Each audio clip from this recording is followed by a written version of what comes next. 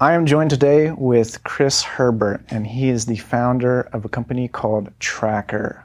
TrackR is a little device that you can attach to your keys, and you will always know where your keys are because there's an app that follows the device around.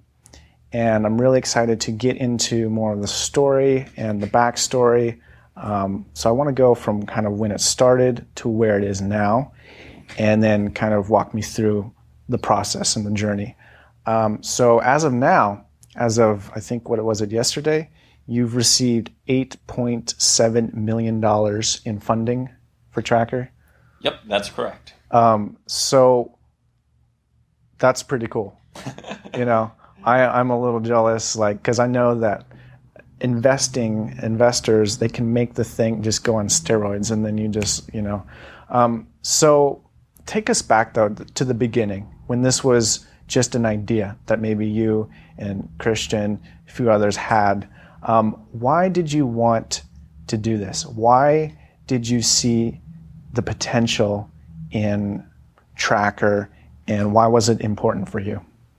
Well, I think, like many entrepreneurs, you start because you have a problem. And I think for us, Christian and I were actually surfing up in Oceana Dunes one day, and we parked on the beach. And then when we came back, we couldn't find our keys. This isn't usually a problem to, start a company on, except that I actually parked below the high tide line. So the ocean was slowly rising up on the car. It was going to be actually high enough to get to the engine and just wreck the car. So we're searching all over. The tide is slowly rising up, right? And the tow was going to be like $1,500. And so we're freaking out. I call up my mom. She's freaking out. I'm still a student at the time. And luckily, two people with metal detectors I see them walk up the beach, grab them, say $100 can find my keys. They're starting to search all around. And then they found the keys right when the water was like this high on the wheels.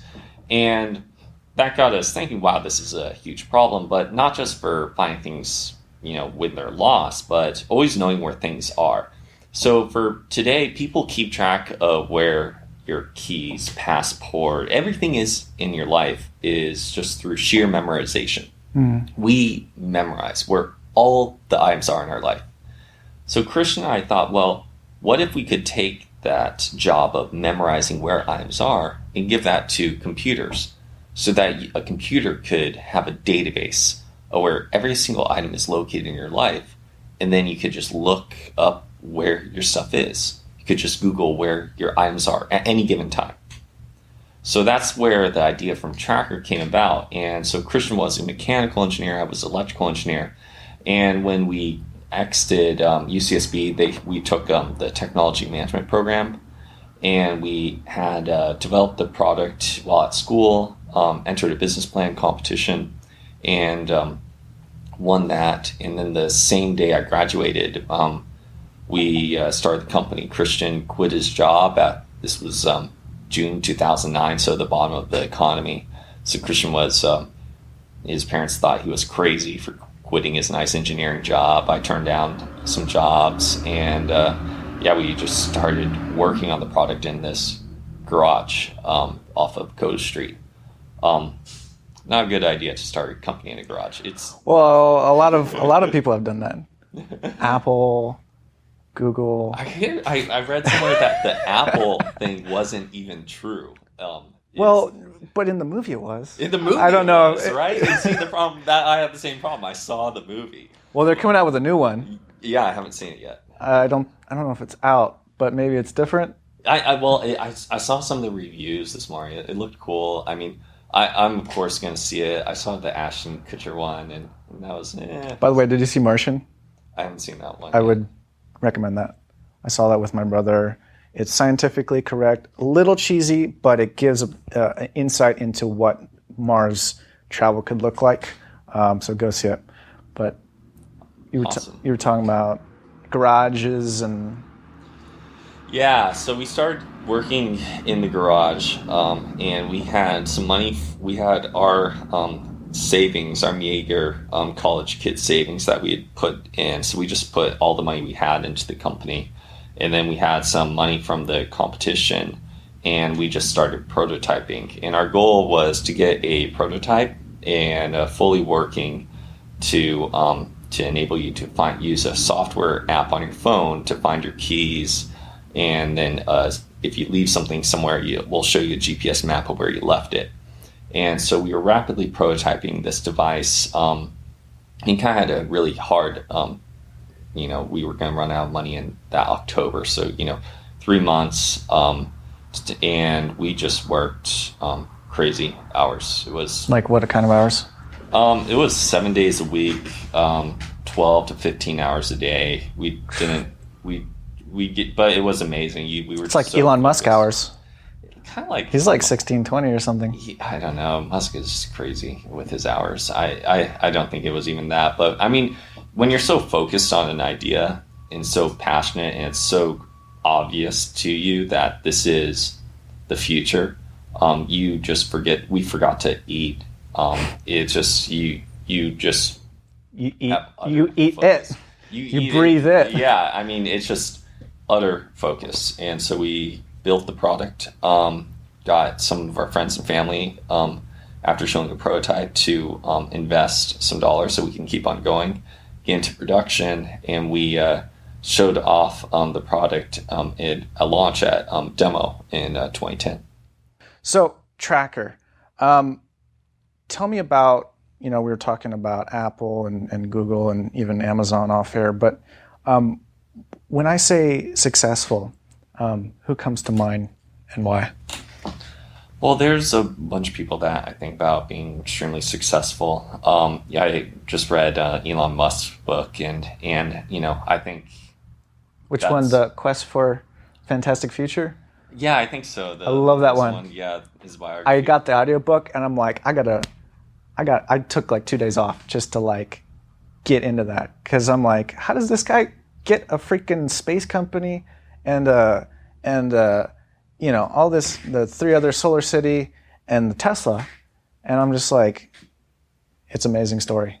But Elon Musk. Yeah, I think Elon Musk is, one of those great entrepreneurs, and it's because he's swung for the fences and done such crazy, stupid things. Like SpaceX is a horrible idea, but it's a huge success, and he's found it. Wait, it's a horrible idea? It was a horrible idea, but then it's a great company. It's one of the most successful companies out there, revolutionizing an entire industry, and I think that's really what defines a great entrepreneur, is someone who has the vision to see the opportunity in where people say, "Oh, you can't do that. It's a bad industry. It's too expensive." And I think we got that a lot when starting off TrackR. I think a lot of the hardware companies that started off, everyone said, "Oh, you're making hardware. It's going to be commoditized." But people didn't realize that we now have software interaction, and software is really controlling this key point and can enable you to grow very, very large companies like Fitbits, and several others. But there's a lot of great entrepreneurs out there that I think are bootstrapping, getting product shipped, and focusing on their customers, and that don't have yet the fame of Elon Musk and Steve Jobs. And I like to look out and for those stories as well. Is there anyone in Santa Barbara that kind of comes to mind when you talk about that? Jason Spivak is a tremendous CEO over at Invoca. Oh, okay. He's very experienced. He's done a bunch of companies. Kevin O'Connor is at Graphic now. Yep, and he's built up several large companies. He's created great culture over there. Love to get him on the show. But when we think about successful, there's also on the other end of the spectrum, which is punchable. When I say punchable, who comes to mind and why? Punchable? Like you'd be willing to punch him, maybe.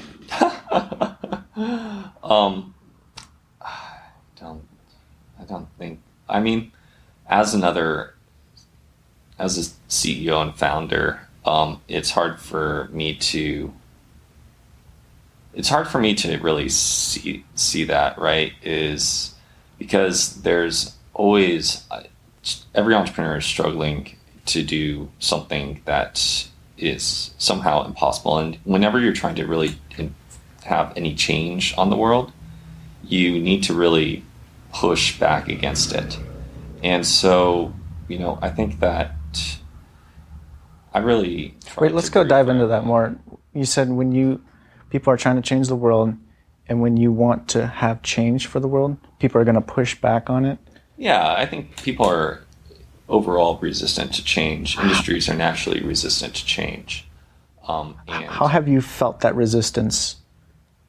Well, I think that in terms of, with a new idea, we're now selling quite well, selling in Best Buy, selling in Fry's, selling in a lot of different retail stores. How many stores would you say? Oh man, we're now in thousands of retail outlets, in stores. Which these are $30, by the way. I'll put that in the show notes. Dozens of stores. Yeah, and I mean, but initially selling in, it's a new category and people aren't sure about where to put them. So 4 years ago, selling this idea was extremely difficult. But you have to really be persistent and eventually, break down the doors, and get champions inside organizations to finally have change and have people say, yes, that is a good idea. That's something that's needed. Speaking about challenging and resistance, what's been the lowest moment for you, or the just really maybe the most painful part of TrackR? Every day is kind of every day is painful. Every day is you don't want to say that. Yeah, every day brings a new challenge, which makes work fun. Is that you get to have a new challenge. It's a game. Day. Something needs to be fixed every day. I think that we definitely had to compete, and since we were getting going, I think bootstrapping in the beginning. And in those times in the garage were extremely difficult, but also extremely fun. And in terms of a specific low point... but how old is TrackR, by the way? So we started in July of 2009. Okay. So it's been about 6 years. Yeah, just if there's like one point maybe or something in that time that... I think that, in terms of low points, trying to think of a good low point, because every single, it's tough to see because there's always low points and high points. Sometimes you lose a deal, then the next day you'll win a great deal. Right. And I think entrepreneurship is full of that. It's full of huge wins, huge losses, and it's something where I think if you are running a company, you get so used to taking the punches that you just kind of start to roll with it. And you make sure that when you get unlucky that you already have countermeasures for that. And if something bad happens, you already have a countermeasure for that. And you get used to that. Got it. So one of the important aspects, I think, of like a daily routine, which we can get into, is rewarding yourself and, maybe eating the fruit of your labor in some way. Is there some way where you try to, or, because you have 20 employees here in this office we're downtown on a main street in Santa Barbara, which is a pretty incredible feat, I think. Is there some way that you try to reward yourself, or you reward the team to kind of keep, rolling with the punches, if that makes sense? Well, yeah, this morning we had the team, they went out for a hike. We celebrate our wins. We celebrate the deals that we get. And I think that's what makes, working at TrackR so much fun, is all the challenges that our team has to face every day. And we look for people that look for these challenges, that want something exciting. Every single team member will say that they've never had a boring day here. Every day there's a new challenge. Right. I would love to have a boring day at work. Just one day. That's just boring. But you love it, right? Yeah, absolutely. And this is why you do it. And so I want to talk about wins now. Actually, let's get into morning routine. What does the first 60, 120 minutes of your morning look like? Because I think that's an important, plays an important role into what a successful day could look like. So I'm just curious as to what yours looks like. My morning routine is I tend to wake up, grab a cup of coffee. I look at our online numbers, sales numbers, and then I check out Twitter every morning. Yeah. And then, what's your Twitter handle? At CG Herb. CG Herb. Yep. Okay. And then I look at the TrackR handle, the TrackR, and then I check out customer reviews and see what customers are saying about the product, and understanding this pace of the market is what I like to do in the morning. Then I'll hop into Wall Street Journal. Nice. Why do you check that? I just like to check in the political news, what's going on, and I like the reporting. Then I'll check on TechCrunch just to see what's new in the Valley. Okay. The Valley. Now, that's important for you because this is a technology company. How would you say the tech in Santa Barbara specifically is? Like, is it pretty strong community? What's that like? I think the tech community in Santa Barbara is extremely strong and it's growing, and there's just a lot of talent here.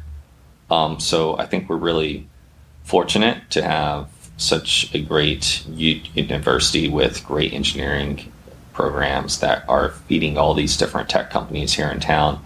And then we're fortunate enough to have several successful startups. I mean, AppFolio just filed IPO earlier this year. Lynda.com. Sonos is huge. Definitely the number one in their industry. Great company. And then there's been other successes like GoToMeeting, which completely revolutionized conferencing. And for being such a small town, I think that's a real achievement. I love that. Now, I want to talk about, we were talking about success in the morning routine, but back into success, you just secured this funding of $8.7 million. And I subscribed to your Google alerts and got that notification. I was like, wow, that's really awesome. What does that look like now for, the funding and where TrackR's going? What would that $8.7 million do for TrackR? So the $8.7 million enables us to continue to focus on our customers and to improve the product and really do revs on the product to take it to where we envisioned. To that, you don't need to remember where your items are. Your phone just automatically knows where everything is for you, and you can rely on software to keep track of every item. So we're definitely expanding the team, bringing on some great engineers, building up our support team, making sure that we can really provide the best service in the world for customers, and to continue to expand our retail outlets and support these retail channels like the Targets and Best Buys and Fry's and others of the world. Now, you were talking about your vision of, helping people not remember. Now, do you want to help them not remember everything or just where their keys are? Because I feel like memories really are important. Because when I think back to, where I was 2 years ago or 3 years ago, I'm thankful. I feel this, feeling of gratitude for being where I am now. But if I didn't have that memory, maybe I wouldn't feel that gratitude. So is it really that you're trying to eliminate the need for memory, or just memory of small or just insignificant details? Well, if you think about the human mind and what we actually the human mind is focused on a few things, and it's focused on things now that we weren't that you would have been focused on, let's say 150 years ago. 150 years ago, we would have all known how to farm. We would have all known quite a bit about agriculture, but we don't know that anymore because we have the supermarket. Just 20 years ago, we would have had a huge database of phone numbers in our head. We would have remembered tons of phone numbers. Right. But we don't have to. Now we have a database on our phone. So I think the same thing is going to happen for items, is that we have this huge database in our heads for all these item locations, trying to remember, trying to stay organized. I think that's going away. And that means that you can free up your hard drive for better things, more important things. But what role does nostalgia play, or the good, I don't know, like, does nostalgia play any type of role? I think that for us, we're really focused on that future. And people are I think we need to focus on making people's lives better. And, if people still want to memorize where items are and use old phone books, they're not going to be my customers. But I think we want to enable people to spend their time on more important things, remembering better things. Okay. Very great. I'm excited about where you guys are going. This is a really great tool, I think, for a lot of people. I remember losing my keys, and I was with my friend. We were walking down State Street, and then for whatever reason, I left them in the Lucky store. And then, I get back to my car, and there's no keys in my pocket. And I'm like, oh my God, what am I going to do? So, I backtrack, and thank God they kept the keys in there. But I was just like, that's when I needed a tracker. Mm-hmm. Absolutely. Yeah, so we have what would have happened there with our device is that you can actually have an option for separation alerts. So we've alerted you before you even left your keys behind. And so I think that's something that continues to differentiate us, is that TrackR is an always-on monitoring solution. We're monitoring it where it is in your home. If you actually something goes missing, like a stolen bike, using Crowd GPS network to help locate it and get you constant updates of where the item is. And so I think that's where we're trying to really move the company towards, is constantly monitoring where everything is, every item is for you, so that you can just look on your phone and find your keys in the morning. Your passport is in a certain place, and really expanding from where just a few of your essential items to tracking every single item in your home. I don't know if you've heard of Jim Glass or Jim Wood. Morningwood is his company, and Jim is the founder. He lives here. I do Uber rides every once in a while, and that's how I met Chris initially with the Lyft ride. And then Jim, he has a iframe that is Bluetooth connected to your phone, so you don't lose your frames. Oh, cool. Yeah. And he is an interesting dude. We were like going up to the hill to his house, and then he's like, all right, now step on it. I'm like, are you sure? And he's like, yeah, just go for it. So I'm like stepping on it through the Santa Barbara hills to get, and he's acting like a little kid. And then we get to his house, and we're talking business and stuff. And I'm like, man, how did you get to up here? And, he just goes all into it. And then he's like, do you want to see it? And I was like, sure. So we walk and check out the view at night of Santa Barbara, and it was like really cool. I've been meaning to get back in touch with him, but same idea. This is GPS, not Bluetooth, right? It's Bluetooth, and then when it goes missing, it emits unique ID. This ID can be detected by other users' phones. So if another user walks by your missing keys, their phone detects it, sends a message up to the server with new GPS coordinates. So it's crowdsourcing where your lost items are located using other people's phones, crowd GPS. So it's like in Batman: The Dark Knight, when Batman needs to locate Joker, he uses this wireless signals from other people's phones to locate it. It's the same kind of concept. Okay, you're utilizing other people's phones, and I feel like this would be really great for keys, because you can't attach it to your phone. You have a wallet device. Do you see this, because iPhone already has a tracking type app? How do you see the future going forward? Is it going to remain in a hardware, or will it be a software thing? How do you see the future of it? Well, I think that the hardware is really just software wrapped in plastic, and, well, in our case, wrapped in anodized aluminum. But then you need to somehow tag all the items out there. So I think that in the future, this will be embedded inside the items, and you're just going to have your phone that is monitoring where everything is.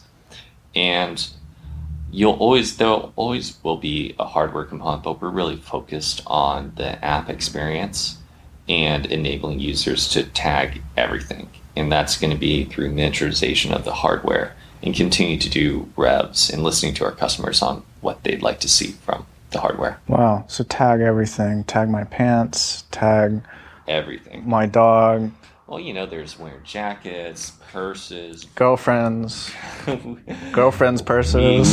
We don't use this for tracking people, and we're really working on technology to block that as well. Tracking people?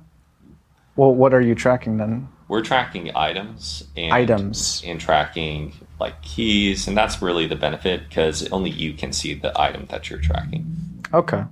Very cool, Chris. You got a great company, a great team. We'll probably wrap up with a few questions, but knowledge, reading, I don't know if you like to read. What books do you like to read? What's your favorite book?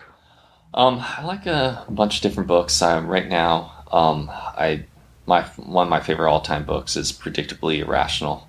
I like marketing books. Dan Ariely. Yeah. Ariely? Some weird last name. I read the audiobook.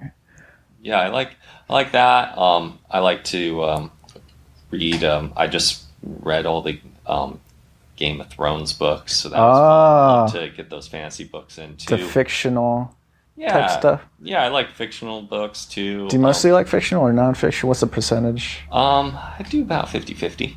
Okay. I think that it's important to read fiction as well. Good books to make you think. Ex Machina. Did you ever see that? I watched that. I watched the movie. I didn't know it was from a book. No, that just some reason that came into my mind of like future and that was a great movie. But books. Is there any? We'll probably wrap up now. But is there any kind of final thoughts that we covered a lot, but any kind of final thoughts you'd like to wrap up going forward with TrackR and you and anything like that?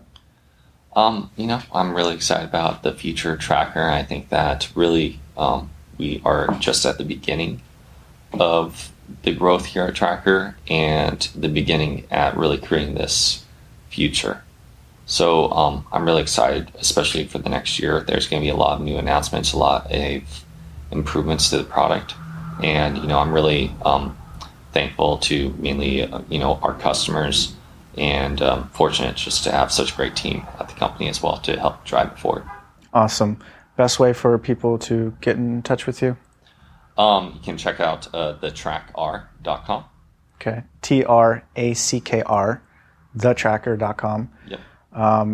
There you have it. Chris Herbert sharing about TrackR, his lessons learned, and really appreciate you, Chris, coming and being willing to talk with me. I know your time is valuable, so I will definitely, make sure this is the best episode yet.